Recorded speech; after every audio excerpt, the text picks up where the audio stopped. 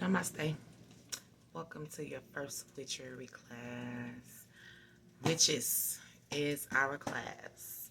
So, when it comes down to us witches, I myself am a Wiccan woman. That is my religion.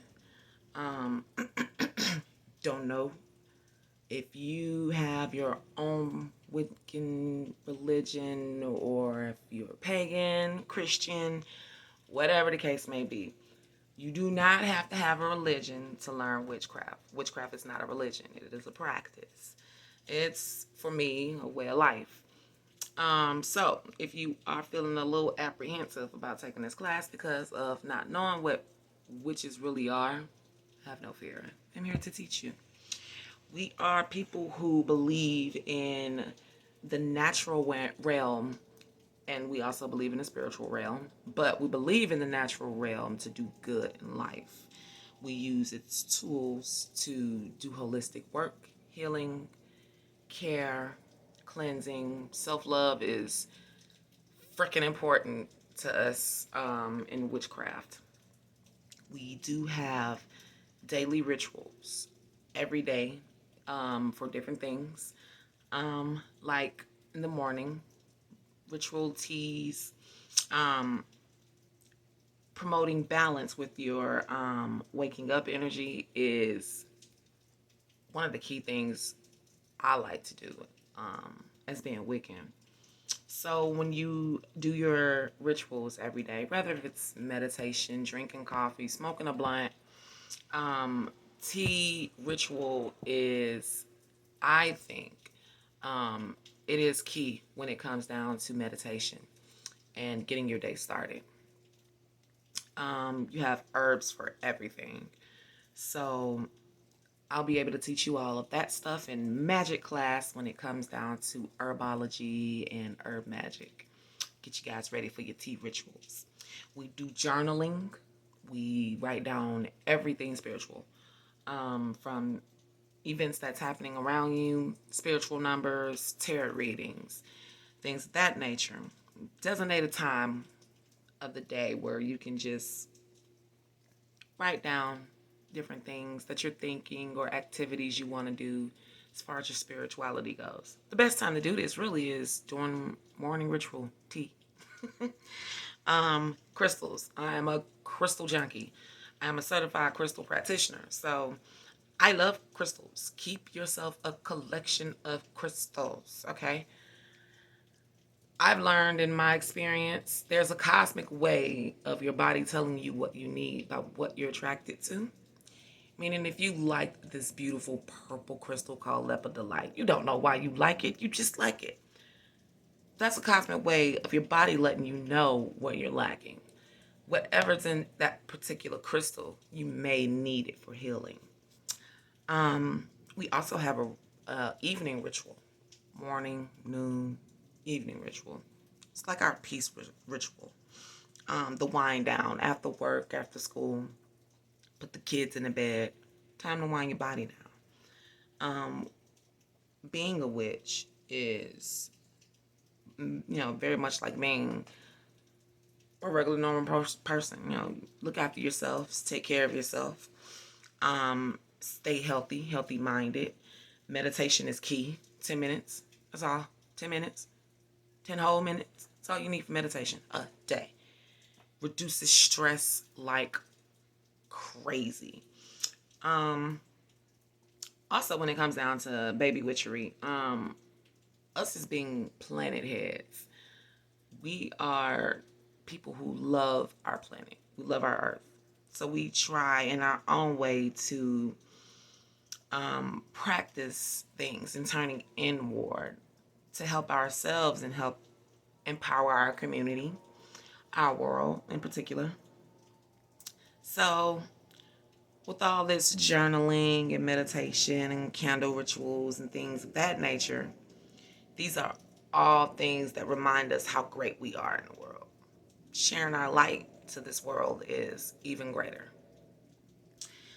So for our first witchery class, our lesson, we will definitely learn about the wheel of the year.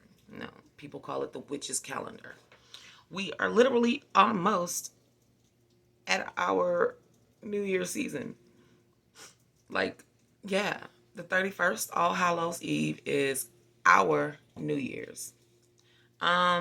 It's the beginning of a cycle and the end of the equinox, getting ready for Yule.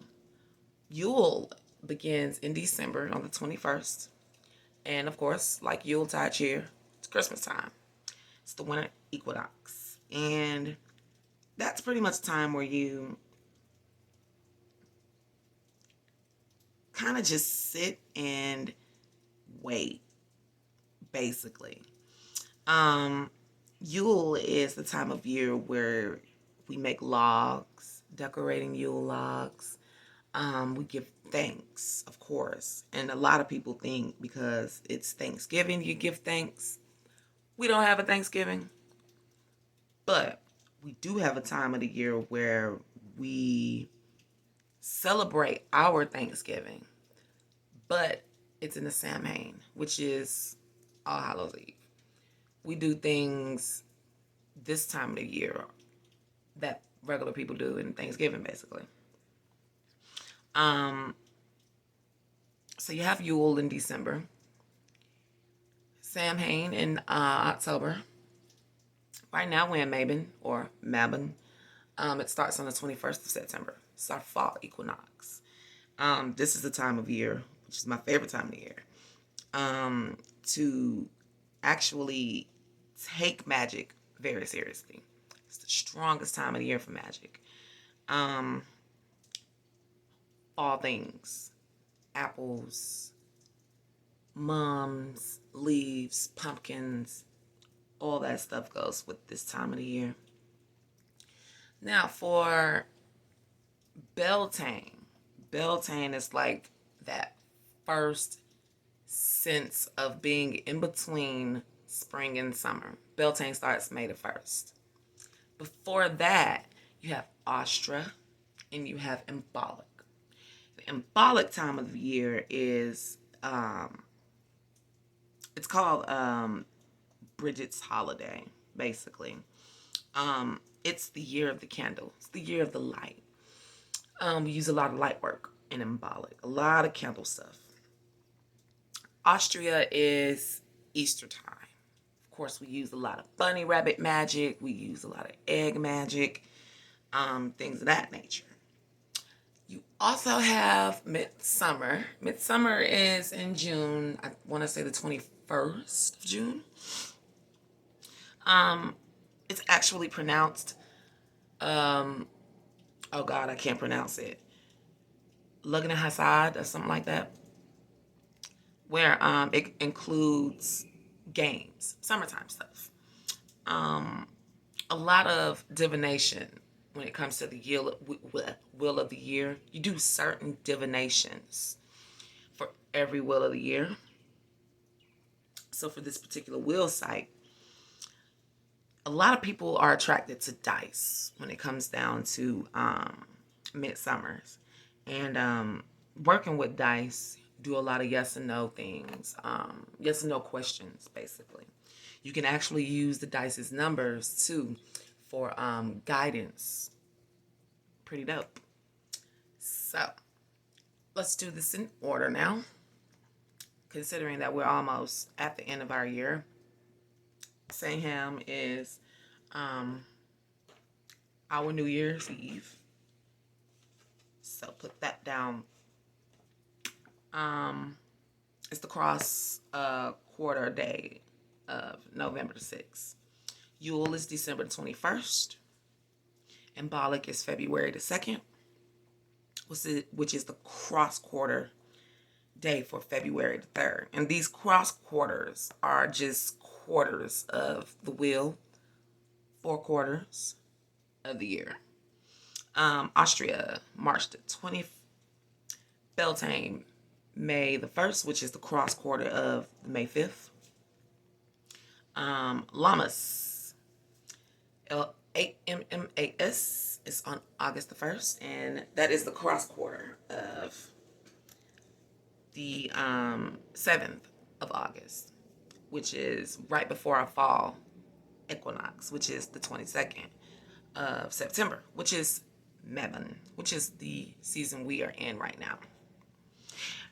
All right, so that's the wheel of the year and their dates and their meanings. When it comes down to magic, we'll be able to jump into the wheel of the year a little bit more. I'm going to also give you full moon dates, the rest of the full moon dates of this year.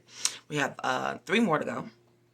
3 more full moons: the Hunter's Moon, the Frost Moon, and the Long Night's Moon. All right, so the Hunter's Moon is on the 20th of this month. The Frost Moon is on the 19th of November, and the Long Night's Moon is on the 18th of December. Okay. I also wanted to give you guys the rest of our eclipses too. So we have a partial lunar eclipse that's coming up in the 19th of November, which is pretty cool because that's going to be our frost moon. The 4th of the 4th of December is our total solar eclipse, which is going to be dope too. It's like right before the long night's moon. So considering that it is the end of the year, we only got one real retrograde to go through, and that's Venus retrograde, which is also on the 19th of December. And that's going to last us until like January the 29th, which is going to be a pretty heavy retrograde. So get ready for that one. So the wheel of the year is pretty much an annual cycle of festivals for Wiccans and witches to practice their magic. Modern day pagans, it consists of the years of the solar events, basically. Your solstices, equinox, and your midpoints, what I just explained.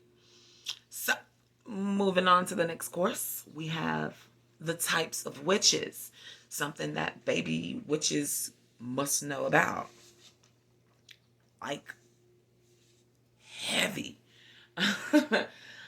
Typically, there are 5 types of witches, but within those 5 types of witches, there's a lot of different types of witches.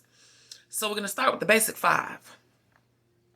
The basic 5 types are cosmic witch, kitchen witch, water witch, herbal witch, and they would say a divination witch. I particularly wouldn't, considering that there are so many different types of divination. If you just a divination witch, you're just doing nothing but divinations. So we're going to put for our 5th witch, and bear with me, celestial. Yes, celestial. I am going to explain what all of these mean. Alright, so, like I said, all those types of witches, there are many different types of witches. Let me explain. So, for instance, with the cosmic witch, I myself am a cosmic witch. Cosmic witches deal with astrology, zodiac signs, horoscopes, and celestial energy. Now, when you have a celestial witches can be cosmic witches. Celestial witches can be divination witches. Can be green witches, which is the herb witch. Kitchen witch, sea witch, because of the practice of divination. Divination is a magic, basically. It's so many different types of divinations, though.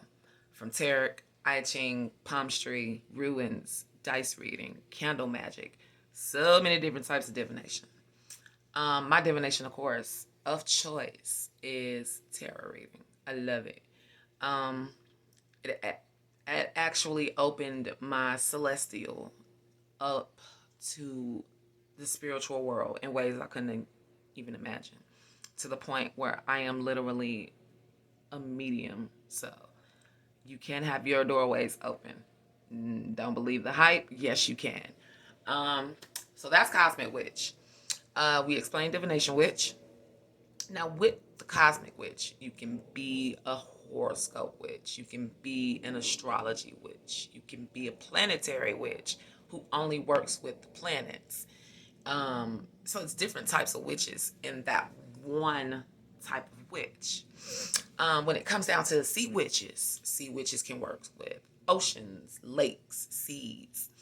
And because the ocean and the sea is connected to the earth, lunar magic, which is moon magic, weather magic, these are all different types of witches. Weather witches, moon witches, they can all fall in that category. Green witch, which is one of my favorite types of witches, is the witch of holistic care, health, nurturing, and all things green. So when it comes down to being a green witch, you can be a cottage witch. A cottage witch is pretty much a witch who works alone. She works in her home and she works with her garden, herbs. She also works with essential oils. This particular witch can also work with folk magic, which is magic of the fairies, magic of the mountains, things of that nature.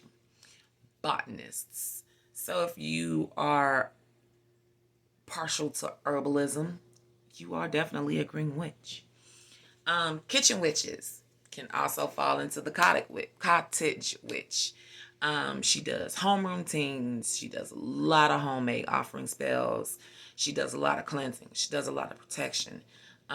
She also is associated with herbalism. So you can be more than one type of witch. Me, myself, personally, I am a million different types of witches. I am what you call an eclectic witch. I am a witch who takes from all practices in witchcraft and use them. So I'm eclectic because I'm a cosmic witch. I'm a cottage witch. I do divination. I'm a witch of the greenery. I do the water also. So I take from all aspects of witchery and put them together, and I use those for myself. Eclectic. So those are the types of witches. There's so many different more types of witches, and I'm also going to send you pins for those too. All right, so with that being said, I want you to consider, if you think that you are a witch, consider the fact that your zodiac sign, your elemental for your zodiac sign, what you do, your hobbies, what you like doing, your passions. Consider all of those things within yourself and determine if you are a witch or not. That's your homework. So, next week, my loves, we will learn more about the Roman gods and their purposes. Here, it makes, trust me, it makes a difference.